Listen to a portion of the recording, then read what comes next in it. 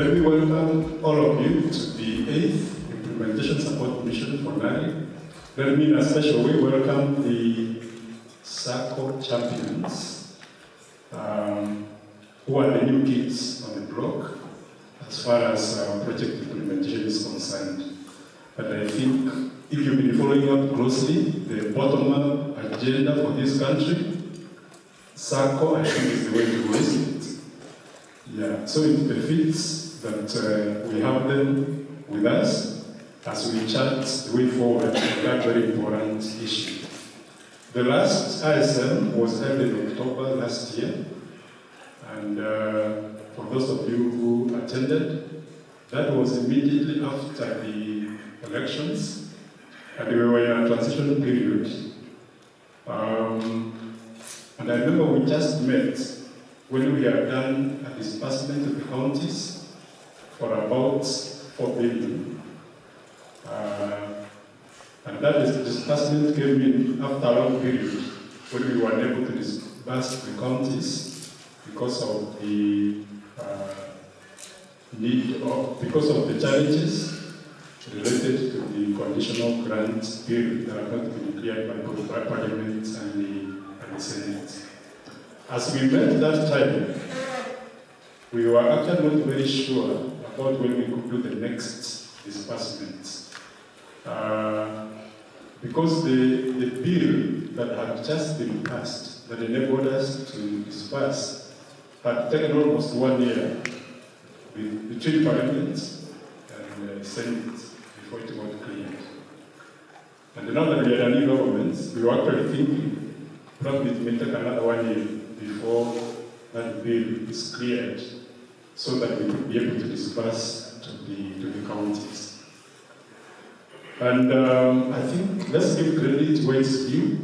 I know if you've been following the papers, people have been saying all bad things about the Kenya Kwanza government, but I think one area where we need to congratulate them is the speed with which this conditional grant bill was passed. And we met in October, and by the end of December, the bill had actually been cleared by both houses. And Kitene, I remember Kitene, late December, he sent me a WhatsApp message very early in the morning, and I had checked whether it was April 1st. You know, during April 1st, people can brag with it. Yeah. And due to the passage of that bill, we've been able to undertake disbursement in January for 11 counties that received a total of 1.7 billion. Our intention was actually to disburse all 21 counties, but around 5 counties had some non-compliances. And the major issue was actually signatories, whereby because of the new administrations that came in, most of them felt that in addition to the CPC being a mandatory signatory, some of them were adding in either the CEO or the CEC with one reason or the other. So for that reason, 5 counties did receive money in the first disbursement. I'm also happy to note that we are just about to do the second disbursement for 1 billion. And it's unfortunate that some counties have also been excluded for 2 reasons. One is some counties still refused to comply in terms of signatories. So those that are not complied, we were unable to disburse. Then secondly, because we are approaching project closure, counties that had very slow absorption and had balances of 100 million and above were also excluded from disbursement. It is also interesting to note that there is a correlation between compliance in terms of signatories and absorption. And interestingly, most of the counties that had slow absorption have not complied in regard to signatories. So it clearly shows that compliance on that aspect actually improves absorption. We also had challenges in terms of transfer of funds in counties like Samburu, Kwale, and even Turkana. Because of the failure to disperse last year, those counties didn't provide for NARIG in their budgets. And for that reason, for Kwale and Turkana and Samburu to some extent, they were unable to move the funds from the special purpose accounts to the project operational accounts because there was no budgetary allocation or appropriation for the same. And I think Kwale and Turkana were the most affected because with the new assemblies in place, it took all the way until late January for them to appropriate the money in the budget in order for them to transfer that money to the operational accounts and start utilizing the same. In spite of all those challenges, we had significant absorption of the resources. On average, between June and now, we have disbursed a total of around 6 billion, and the balance at the moment is around 2 billion, which translates to an absorption level of around 65%, which is quite commendable.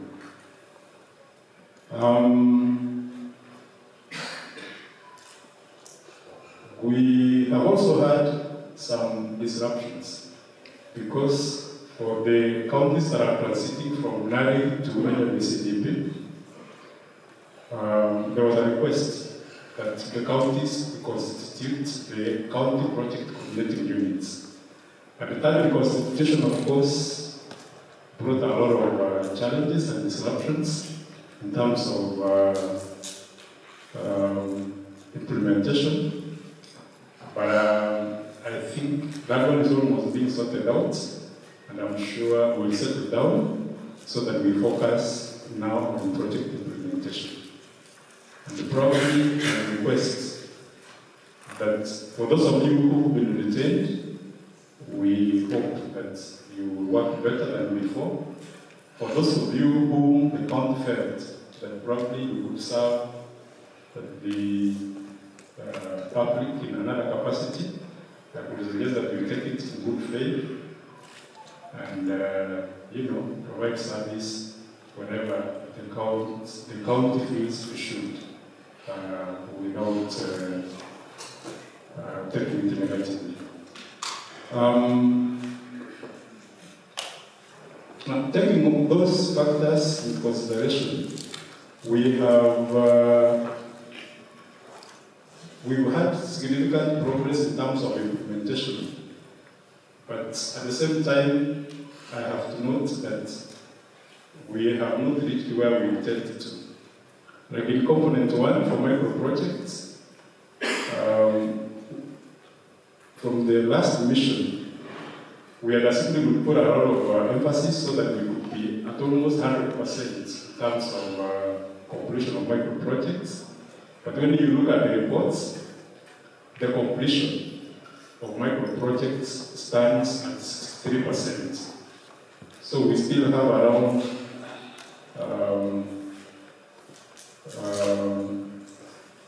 7% that is yet to be completed. For component 2, where we deal with the farmer producer organizations and value chain development, completion rate is at 67%. For component 3, where we deal with multi-community investments, completion rate is at 44% overall. Within component 3, we have the labor days, which we've been putting a lot of emphasis. And for those where we need to hit a target of 3 million, completion rate is at 37%. So that means that with the intended project closure dates of 31st June this year, we will still have quite some work not completed.